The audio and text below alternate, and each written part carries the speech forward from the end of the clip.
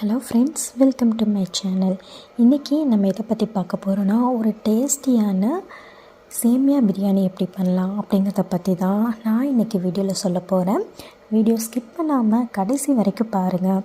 இந்த மாதிரி சேமியா நீங்கள் வீட்டில் குழந்தைங்களுக்கு செஞ்சு கொடுத்தீங்க அப்படின்னா குழந்தைங்களும் ரொம்பவே விரும்பி சாப்பிடுவாங்க.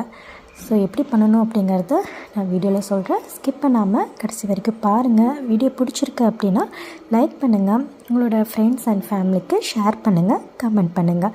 வாங்க வீடியோக்குள்ளே போகலாம்.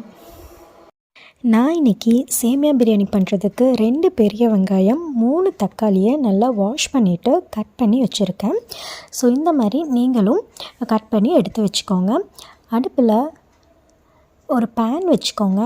பேனில் நமக்கு தேவையான அளவு ஆயில் சேர்த்து அது கூட ஒரு 2 ஸ்பூன் நெய் சேர்த்துக்கோங்க. எண்ணெய் சூடானதுக்கப்புறமா 2 துண்டு பட்டை, 3 கிராம்பு, 2 ஏலக்காய் இதை நீங்கள் ஆட் பண்ணிக்கோங்க. நெக்ஸ்ட்டு ஒரு பச்சை மிளகா நான் ஆட் பண்ணியிருக்கேன். நீங்கள் காரமாக சாப்பிட பிடிக்கும் அப்படின்னா பச்சை மிளகா, மிளகாய்த்தூள் எல்லாமே உங்கள் காரத்துக்கேற்ப நீங்கள் ஆட் பண்ணிக்கலாம். நான் காரம் கம்மியாக தான் யூஸ் பண்ணுவேன். ஸோ கம்மியாக போட்டிருக்கேன். அதுக்கப்புறமா வெங்காயம் கட் பண்ணி வச்சுருக்கேன். வெங்காயத்தை நீங்கள் எண்ணெயில் போட்டு நல்லா வதக்கி எடுத்துக்கோங்க. வெங்காயம் நல்லா வதங்கணும். வெங்காயத்தோட ரா ஸ்மெல் எல்லாமே போகிற அளவுக்கு நல்லா வதக்கி எடுத்துக்கோங்க. இந்த மாதிரி நல்லா வதங்கட்டும். வெங்காயம் லைட்டாக கலர் சேஞ்ச் ஆகிற வரைக்கும் நல்லா வதக்கிக்கோங்க. நம்ம சமையல் பண்ணும்போது அதோட டைமிங் ப்ராப்பராக கொடுத்தோம் அப்படின்னா தான் சமையலுமே நல்லா டேஸ்ட்டாக வரும். ஸோ வெங்காயம் நல்லா வதங்கட்டும். நல்லா வதங்கினதுக்கப்புறமா அது கூட நம்ம தக்காளி ஆட் பண்ணிக்கலாம்.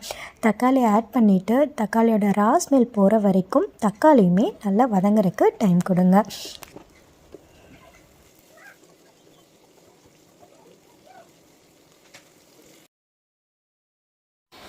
ஓகே, இப்போ தக்காளி நல்லா வதங்கிருச்சு. வதங்கினதுக்கப்புறமா இஞ்சி பூண்டு பேஸ்ட் ஒரு 2 ஸ்பூன் ஆட் பண்ணிக்கோங்க. ஆட் பண்ணி நல்லா எல்லாத்தையுமே நல்லா வதக்கிட்டு நெக்ஸ்ட்டு நம்ம 1 ஸ்பூன் மிளகாய்த்தூள் ஆட் பண்ணிக்கலாம். இஞ்சி பூண்டு பேஸ்ட்டு, மிளகாய்த்தூள் எல்லாமே நல்லா வதங்கி வந்ததுக்கப்புறமா நம்ம மல்லித்தலை, புதினா 2யுமே நம்ம ஆட் பண்ணி கொடுத்துடலாம்.